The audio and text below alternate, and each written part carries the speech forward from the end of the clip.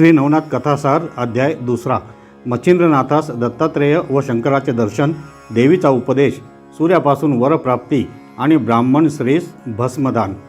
शंकर व दत्तात्रेय वनात निघाले व वनशोभा पाहत पाहत ते भागीरथीच्या तीराने जात होते. तो त्यांची नजर मच्छिंद्रनाथाकडे गेली. त्याची स्थिती पाहून या कलीमध्ये दृढ निश्चयाने कडकडीत तप करण्याच्या त्याच्या वृत्ताबद्दल त्यांना विस्मय वाटला. मग आपण तेथे एक ठिकाणी उभे राहून शंकराने दत्तात्रेयास मच्छिंद्रनाथाकडे विचारपूस करण्यासाठी पाठवले.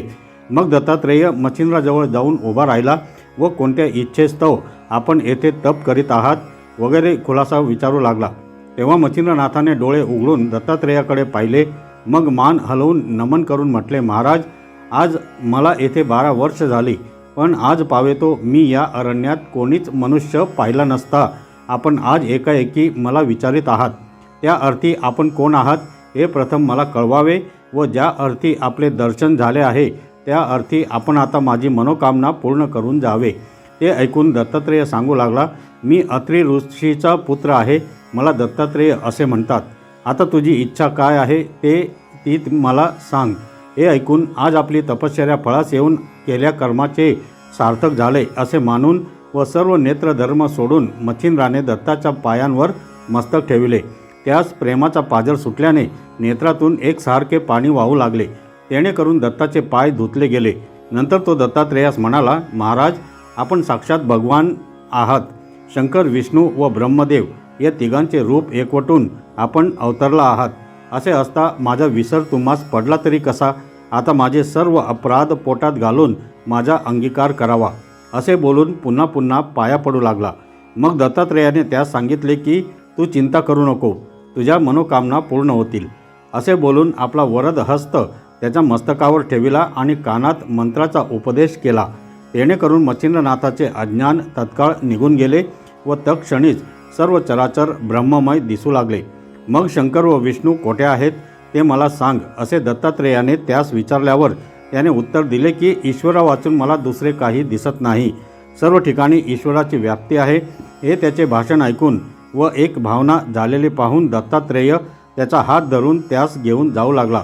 मग हा पूर्वीचा कवी नारायण असे जाणून शंकराने मच्छिंद्रनाथास पोटाशी धरिले आणि त्याचकडून सकल सिद्धीचा अभ्यास करविण्याची दत्तात्रेयास सूचना केली. मग दत्तात्रेयाने त्यास सर्व विद्यांचा मंत्रोपदेश केला आणि कानफाड्यांचा संप्रदाय, नाथ संप्रदाय निर्माण करून दत्तात्रेय व शंकर निघून गेले. मग मच्छिंद्रनाथही तीर्थयात्रा करावयास निघाला. मच्छिंद्रनाथ तीर्थयात्रा करीत करीत सप्तशृंगीस गेला. तेथे त्याने भक्तिपूर्वक अंबेचे दर्शन घेतले व स्तुती केली. त्या समयी साबरी विद्या आपणास पूर्ण अवगत होऊन त्यावर कविता करावी असे त्याच्या मनात येऊन गेले. या कवित्वाच्या योगाने लोकांना पुष्कळ फायदा होईल अशी त्याची कल्पना होती. परंतु दैवत अनुकूल झाल्या वाचून कार्यसिद्धी व्हावयाची नाही अशीही त्याच्या मनात शंका आली. मग त्याने आंबेसन्निध 7 दिवसपर्यंत अनुष्ठान केले. तेव्हा अंबा प्रसन्न झाली व कोणता हेतू मनात धरून तू हे अनुष्ठान करीत आहेस ते मला सांग म्हणून म्हणाली. त्याने सांगितले की मातोश्री, साबरी विद्येवर कवित्व करावयाचे माझ्या मनात आले आहे, तरी माझा हेतू पूर्ण होण्यासाठी मला उपाय सांगावा. मच्छिंद्रनाथाचा असा मनोदय जाणून तुझे मनोरथ पूर्ण होतील असा देवीने त्यास आशीर्वाद दिला. मग त्याच्या हातात हात घालून ती त्यास मार्तंड पर्वतावर घेऊन गेली. तेथे एक मोठा वृक्ष होता. तेथे मंत्रोक्त हवन केल्यावर वृक्ष सुवर्णासारखा दैदिप्यमान असा त्यास दिसू लागला. तसेच झाडांच्या फांद्यांवर नाना दैवते बसली आहेत असेही त्यास दिसू लागले. असा चमत्कार अंबिकेने त्यास दाखविला. ती सर्व दैवते मच्छिंद्रनाथाकडे पाहत होती, पण बोलत चालत नव्हती. नंतर अंबेने त्यास सांगितले की तू आता येथून ब्रह्मगिरीच्या जवळच अंजन पर्वत आहे, त्यावर महाकालीचे स्थान आहे. तेथे जाऊन भगवतीला नमस्कार कर. तेथून दक्षिणेकडे नदीवर जा. तेथे उदकाने भरलेली श्वेतकुंडे दिसतील. त्यातील शुक्लवेल तोडून एक एक कुंडात टाक. ती कुंडे 100 आहेत. पण ज्या ज्या कुंडात तो वेल सजीव दिसेल त्यात स्नान करून उदक प्राशन कर. त्या योगाने तुला मूर्छना होऊ लागल्यास 12 आदित्य स्मरून जप करावा, म्हणजे पुढचा मार्ग दिसेल. नंतर काचेच्या कुपीत तेथील उदक घेऊन 12 आदित्यांचे नामस्मरण करीत वृक्षास घालावे, म्हणजे सर्व दैवते प्रसन्न होऊन वरदान देतील. हा कार्यभाग एका खेपेस न झाला तर 6 महिनेपर्यंत अशाच खेपा घालून करावा. दर खेपेस एक एक दैवत प्रसन्न होईल असे सांगून देवी आपल्या स्थानी गेली. पुढे मच्छिंद्रनाथ अंजन पर्वतावर गेला. तेथे त्याने महाकालीचे दर्शन घेतले. शुक्लवेल घेऊन कुंडे पाहावयास लागला. इतक्यात देवीने सांगितल्याप्रमाणे 100 कुंडे त्याच्या पाहण्यात आली. त्यात त्याने शुक्लवेल टाकला. पुन्हा परत येऊन पाहू लागला. तो आदित्य नामक कुंडात टाकलेल्या वेलास पाने आलेली दिसली. मग त्याने त्यात स्नान केले व उदक प्राशन करीताच त्यास मूर्छना आली. म्हणून त्याने देवीच्या सांगण्याप्रमाणे 12 आदित्यांच्या नामस्मरणाचा जप चालविला. इतक्यात सूर्याने त्याच जवळ जाऊन कृपादृष्टीने पाहून त्यास सावध केले आणि मस्तकावर हात ठेवून तुझे सकल मनोरथ पूर्ण होतील म्हणून वर दिला. सूर्याने वरदान दिल्यानंतर मच्छिंद्रनाथ काचेची कुपी पाण्यात भरून घेऊन मार्तंड पर्वतावर गेला व त्या मोठ्या अश्वत्थ वृक्षाच्या पाया पडला. सूर्याचे स्मरण करून ते उदक घालताच तेथे सूर्य प्रसन्न झाला आणि काय हेतू आहे म्हणून विचारले. तेव्हा त्याने सांगितले की कविता करावी असे माझ्या मनात आहे, तर तो साह्यभूत होऊन मंत्रविद्या सफळ करावी. मग सूर्य त्याचे हेतू पूर्ण होण्यासाठी त्यास सर्वस्वी साह्यभूत झाला. याप्रमाणे मच्छिंद्रनाथाने 7 महिने येजा करून सारी दैवते प्रसन्न करून घेतली आणि साबरी विद्येचा एक स्वतंत्र ग्रंथ रचून तयार केला. मच्छिंद्रनाथ तीर्थयात्रा करीत फिरत असता बंगाल्यात चंद्रगिरी गावास गेला. तेथे सुराज म्हणून एक ब्राह्मण होता. त्याच गावात सर्वोपदयाळ या नावाचा एक वशिष्ठ गोत्री गौड ब्राह्मण राहत असेल. तो मोठा कर्मठ होता. त्याच्या स्त्रीचे नाव सरस्वती. ती अति रूपवती असून सद्गुणी असे, पण पुत्रसंतती नसल्याकारणाने नेहमी दिलगीर असे. त्या घरी मच्छिंद्रनाथ भिक्षेकरिता गेला.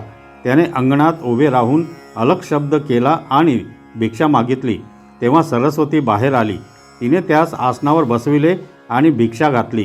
नंतर आपली सर्व हकीकत सांगून संतती नसल्याने दिलगीर आहे असे त्यास सुचविले आणि काही उपाय असला तर सांगावा म्हणून विनंती करून ती त्याच्या पाया पडली. तेव्हा मच्छिंद्रनाथास तिची दया आली. मग त्याने सूर्य मंत्राने विभूती मंत्रून ते भस्म तिला दिले आणि सांगितले की हे भस्म रात्रीस निजतेवेळी खाऊन निज. हे नुसतेच भस्म आहे असे तू मनात आणू नको. हा साक्षात हरिनारायण जो नित्य उदयास येतो तो होय. तो तुझ्या उदरी येईल. त्या तुझ्या मुलास मी स्वतः येऊन उपदेश करीन. जेणेकरून तो जगात कीर्तिमान निघेल. सर्व सिद्धी त्याच्या आज्ञेत राहतील. असे बोलून मच्छिंद्रनाथ जावयासाठी उठला असता तुम्ही पुन्हा परत कधी याल म्हणून तिने त्यास विचारले. तेव्हा मी 12 वर्षांनी परत येऊन मुलास उपदेश करीन असे सांगून मच्छिंद्रनाथ निघून गेला. सरस्वती बाईस भस्म मिळाल्यामुळे अत्यंत हर्ष झाला होता. ती राख तिने आपल्या पदरास बांधून ठेवली. मग ती आनंदाने शेजारणीकडे बसावयास गेली. तेथे दुसऱ्याही 5-7 बायका आल्या होत्या व संसारासंबंधी त्यांच्या गोष्टी चालल्या होत्या. त्यावेळी तिनेही आपल्या घरी घडलेला सर्व वृत्तांत त्यास सांगितला आणि त्या कानफाड्या बाबाने सांगितल्याप्रमाणे मी भस्म शेणात खाल्ले असता मला पुत्र होईल काय म्हणून विचारले. तेव्हा एक जणीने तिला सांगितले की त्यात काय आहे, असल्या धुळेनं का पोरे होतात, तू अशी कशी त्याच्या नादी लागलीस कोण जाणे, आम्हाला हे चिन्ह नीट दिसत नाही. अशा तऱ्हेने त्या बायकांनी तिच्या मनात किंतु भरविल्यामुळे ती हिरमुसले तोंड करून आपल्या घरी गेली व गोठ्याजवळ केरकचरा शेण वगैरे टाकण्याची जी खाच होती त्या उकिरड्यात तिने ते भस्म टाकून दिले. तर मंडळी, पुढील अध्याय जरूर ऐका. धन्यवाद.